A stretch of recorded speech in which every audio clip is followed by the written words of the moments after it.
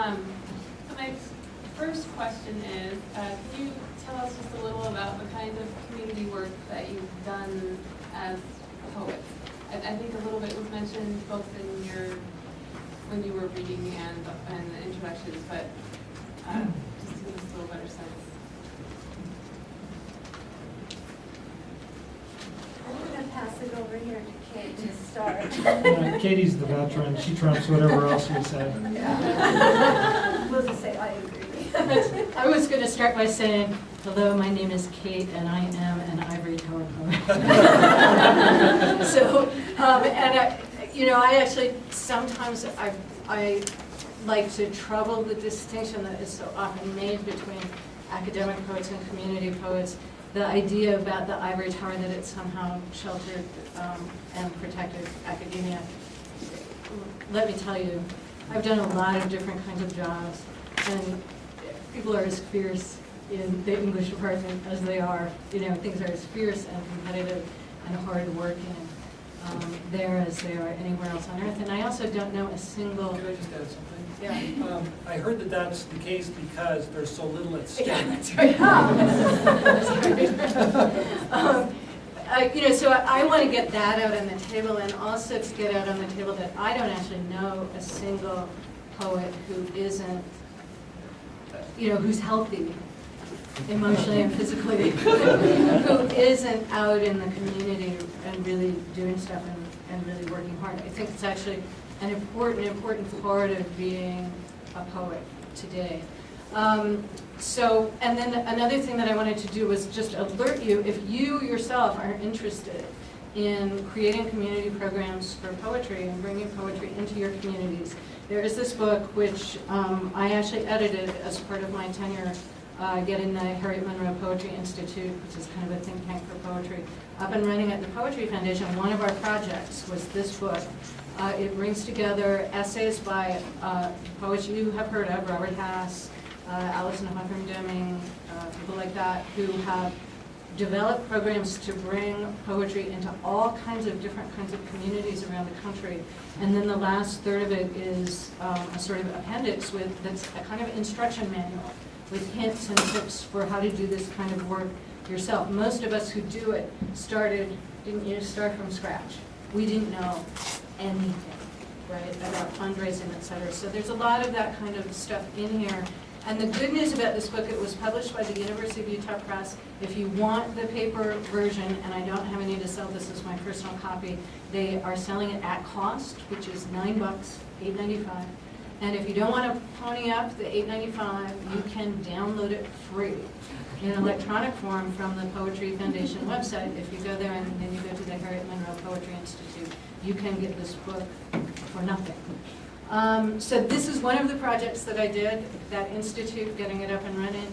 I think with the Poet Laureateship, you're constantly engaged with community. The Bite-Sized Poem Project was a good part of that. But a lot of the community engagement that I've been involved in has been actually through my academic appointment through the creative writing program at the University of Utah. And I'm happy to talk in more detailed ways about that. But oh, he's going to make me go next. So Helicon West, I'll talk about that because when I didn't know anything at all about poetry and I thought I was a poet years and decades ago, I started going to City Art in Salt Lake City, and then later I started going to the Rocky Mountain Writers Festival in Pocatello. Somehow it didn't cross my mind that a whole bunch of people had put forth a lot of effort and money and time and sweat and tears and anguish for someone to come and read at the open mic, or for a poet to come and read as an invited guest. I didn't have any idea. I just thought they idolized us. So Michael Souder was in Idaho, and he and Jennifer, his spouse, was here at Utah State University, and I had been wanting to start an open mic poetry reading, and Michael had been wanting to start an open mic poetry reading for the students and for the community and for everybody who wanted to participate. And so finally, he came back from Idaho, got hired at USU, and we got together and formed Helicon West, and it didn't have such a fabulous name. And believe me, the title of something is really important. He gave us our title, so thank you, Michael. We've kept it going, and people just keep wanting to do things with us. People keep in the library. Thank you, Joseph, in the library. They were so welcoming to us. Citrus and Sage welcomed us.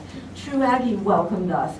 These are people who just give of their space and their time and their energy, and they just let us have this place because we don't have money, because we just run this on a shoestring because we're poets, right? And you get to come here and read your poetry, and we love you, and we love your poetry, and we love your novels. Piece by piece, we're getting little bits of a novel read, one little piece at a time, 7 minutes or less. And it's fun, it's fabulous. We've had people come and create 7-minute plays and act them out. And we've had people play music sometimes. And we've had nonfiction. And Jennifer's read some great memoir pieces. And it's been a blast. So thank you. Without the audience, where would we be? And without you open mic people, where would we be? Thank you, and just keep coming. Thank you. My early experience was working with these grade school kids in, do they call them Chapter 9 schools, ones that don't have much money? Title IX. Title 9, okay. Title 9. In Houston, as I mentioned. And what was great about that was that to see these students come alive, to have them have a kind of courage that they didn't have before. I shared this anecdote earlier, but probably most of you haven't heard this. Remember, there was this one kid who was kind of a standoffish young man. This was 3rd or 4th grade, and I had the students write about their names, because people usually either like their names or they don't like them, but it's a kind of emotional touch point. And so his name was Rudy, and I remember one day he didn't want to write about his name, and finally I said, just go ahead and do it. And then he didn't want to read his piece, but finally he did. He read it in front of everyone. And he said, I don't like my name because when kids say it, they say, Rudy, Rudy, he ain't got no booty. And there was something remarkable that happened in that moment, because he shared something that was embarrassing to him, but the kids gave him, they clapped for him. They thought it was great.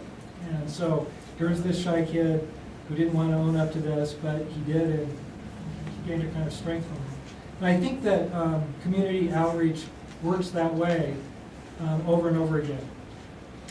I've mostly done readings in communities, so I visited 1st grade classes. This is in Utah, in Springville, and I visited retirement centers and colleges and libraries and museums and that sort of thing. And it's just a great experience to reach out, and I always learn things from the people that I'm visiting. Katie made a comment about Ivory Tower of Poets. If that's what I am, there are downsides to that. I just mentioned one. Because I was a professor, a complete stranger, someone I've never heard or met in any capacity, contacted me with a request. This was someone from Florida. He contacted me because he had once attended BYU, and he just had a small favor to ask. And the favor was, would I nominate him for the Nobel Prize? And in case I wasn't familiar with his work, which was all self-published, he included 2 or 3 books, a picture of himself in uniform, because he used to be in the military, he was now retired, a picture of him and his wife, and a picture of his high school daughter in her cheerleader uniform. So I don't think that that's happened to anybody in my community, so you can count yourself lucky. I had to tell him no, but we had an interesting conversation.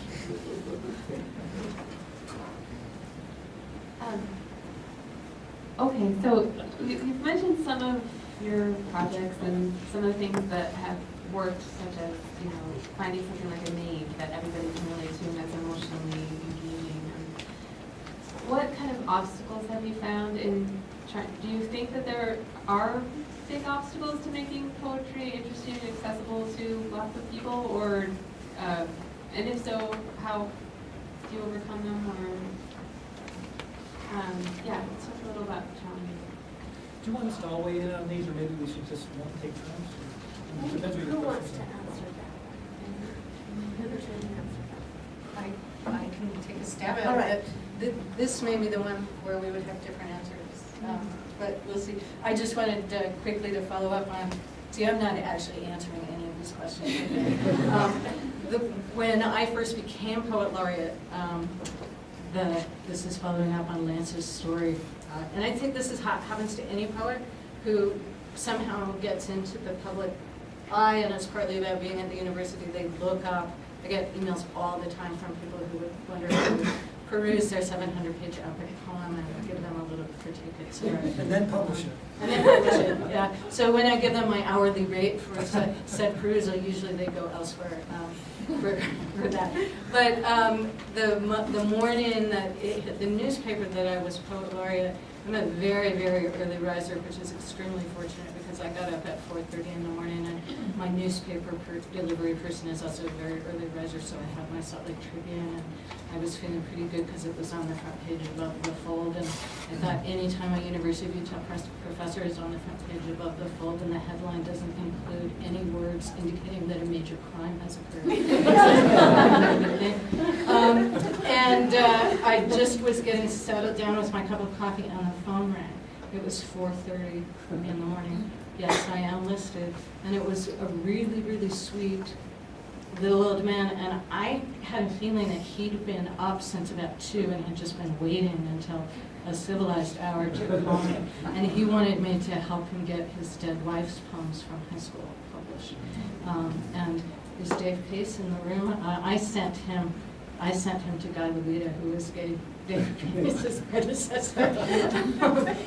So anyway, there's one sense, and I am getting around to your question because I think that one of the answers to that question is that people are engaged with poetry. I find everywhere I go that people are engaged with poetry, and I have this sort of really maybe impossibly optimistic view that if people aren't engaged with poetry, it's just because they haven't heard the right poems yet. Because I believe that poetry is a fundamentally engaging and human activity and endeavor, and that to which almost anyone is vulnerable, to whose charms almost anyone is vulnerable. So for me, you don't have to, the poems are out there, they're getting written. The hard thing is finding the people and the money and the commitment and the rooms to get the poetry to the people. I would just echo that. I think that sometimes, well, most of the time actually, young readers and young writers are ahead of the curve, ahead of their teachers in many cases. When I was invited in to visit my daughter's first grade class, I knew what first graders were like because I had a first grader. Right? So I came armed. I was ready, but the first grade teacher didn't think I would be. She said, "What are you going to do today?" And I said, "Well, I'm going to talk to him for about 40 minutes, and we're going to write a poem." I said, "Good luck." These are first graders. They don't write so well. And so, but I came prepared. I had a lot of caps that they would wear. These were imagination caps that they would try on. Yeah, exactly. We all do it. Back in the day, I used to walk on my hands, so I would walk on my hands for this class, and I juggled. I played class clown. And then we composed a very demanding form called the Pantun, which comes from Malaysia to French to English. It's a poem in which every line is repeated twice.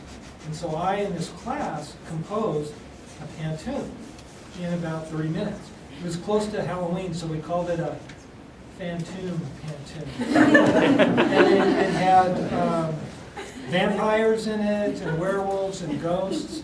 And it was really a pretty remarkable poem.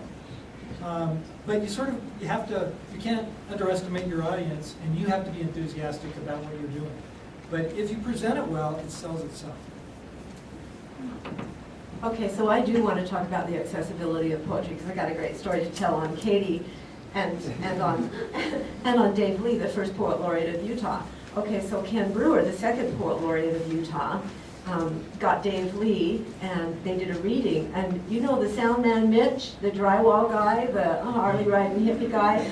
Well, he was in the audience, and he loved Dave Lee. I mean, Dave Lee is the pig poet, it was. And so he listened to Dave Lee and complimented him. Wow, that was so good. And Ken Brewer just looked at him and said, yeah, down uphill from here, or downhill from here.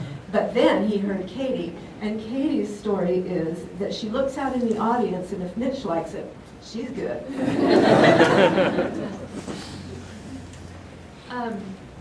Thanks. So my last question for you guys is, do you remember the time when you knew that poetry was something that was going to become your life's focus? You know, that I'm interested in when this happened, how it happened, because I think, as you said, it's rare that someone is not exposed to poetry at some point, but it may not always be the first time that it really, you know, hits the mark. I want to be first on this one. In my house out on the farm in Idaho, we had church books, and we had Robert Frost, and we had Tennyson, and I believe that maybe some old poets. And I never wrote anything at all, diary or anything really, until I was 13, and I was in a speech class over in Montpelier. And the teacher said, okay, you've got 15 minutes and you all need to write a poem. And so immediately this poem just came out. It was about my dad who died. And it was in rhyming quatrains, the old-fashioned style, with the da-da-da-da-da. My dad just loved to be outdoors. I'd never shut him in with all those chairs and fun. Well, so I went up and I got that done in like 5 minutes, and I handed it to her. She comes over to my desk, the speech teacher, and said, so where did you get this? And I said, well, I just wrote it. And she said, no, but you heard it somewhere, and where was that? And I said, no, I just wrote it. I finally convinced her that I just wrote it. She made the class stay after school so she could read that after the bell, so she could read that poem to them. So of course, what else could I do my entire life?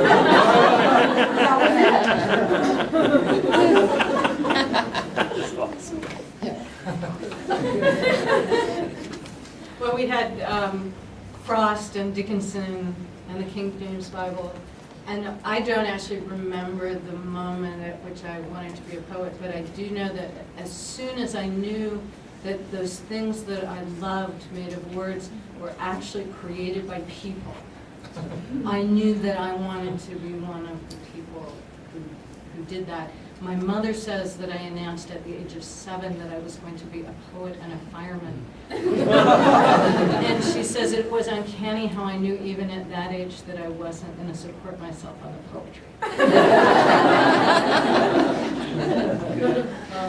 The first poem that I remember reading, I mean, I read a lot of bad poetry growing up, and none of it stuck. But when I was in a college class, the first poet I remember reading was James Wright, and I knew this question was coming here, so I'm prepared for it. A poem called A Blessing. And so I'll just read the lines that are memorable to me. So the situation is this. The narrator and his friend have stopped. They've been driving along a country road, and they stopped, and they're going to feed some horses across a barbed wire fence. So here's the description. She's describing one of the horses. She is black and white. Her mane falls wild on her forehead. And the light breeze moves me to caress her long ear that is delicate as the skin over a girl's wrist. Those were the lines that converted me to poetry. And I finished the class, changed my major to English, and it was more or less worked out. Well, does anyone in the audience have a question for the panel? What was your major before English? No.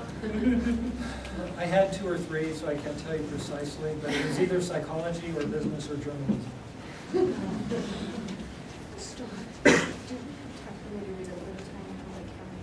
Yes. Let me I have to go grab it up. So Katie's going to read a little tiny poem by Ken Brewer. Because we're talking about absent friends, and around the end of September, every year I get an email that goes to all Poets Laureate and former Poets Laureate. Did you get it? Are you on this guy's list yet? And he asks everybody who's reading that week, please, to read a poem by a poet who's no longer living. And so this is a poem that I've been reading. I think we're close enough. I think we're close enough to the end of September for this. And it's reminiscent of something that somebody said earlier on. It's a tiny poem. It's called Why Dogs Stopped Flying. Some of you know it. Before humans, dogs flew everywhere. Their wings of silky fur wrapped hollow bones. Their tails wagged like rudders through wind. Their stomachs bare to the sullen earth. Out of sorrow for the first humans, stumbling, crawling, helpless and cold, dogs folded their great wings into paws, soft enough to walk beside us forever. They still weep for us, pity our small noses, our unfortunate eyes, our dull teeth. They lick our faces clean, keep us warm at night. Sometimes they remember flying and bite our ugly hands.